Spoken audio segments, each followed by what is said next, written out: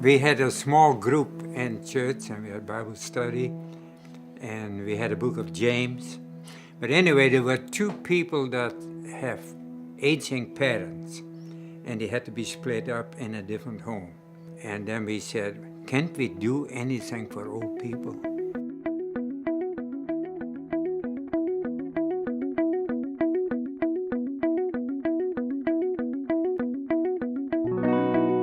I saw that vision. I thought we had to do something for older people, and I could not see why we could not do that. Well, nobody had any money, to raise the money to do something. That's a different story, right? We were committed to it, and we went around and to find other people that would support it. But we got, in the beginning, we got about a dozen or so that put $5,000 in. And we said right away, you might lose it, but if it goes through, we might be able to give you a receipt or whatever, right? I remember one of the meetings, and I had done a little bit of calculation. I was thinking, what's this going to cost, sort of thing. I've calculated the whole thing is going to cost about $36 million. But somebody said, 36 million? Doesn't matter. We don't have the money anyway.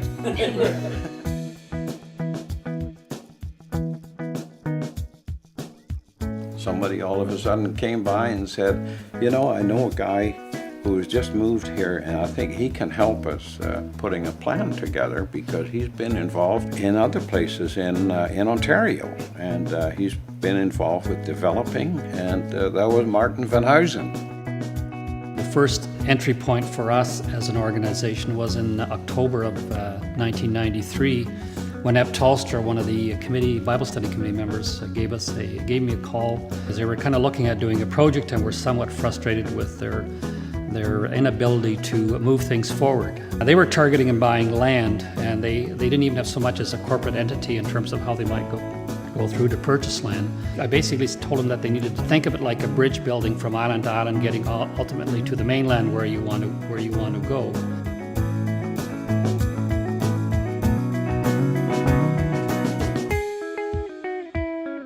It's really a model of care, and I think at the time we called it the 3 C's or something, which was community, Christian, and if you combine those first two, you come to care.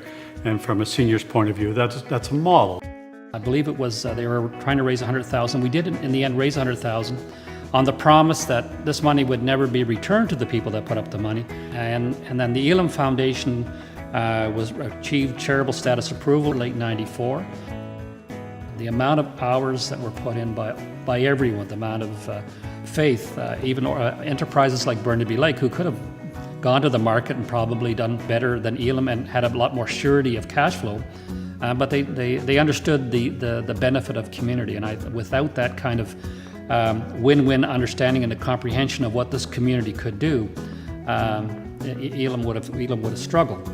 All along these steps, you could see that people were convinced that this was going to happen. They were willing to be part of it, even when there was hardly any solid stuff that we could say, see, we've got the money backed up over here, so your investment is safe.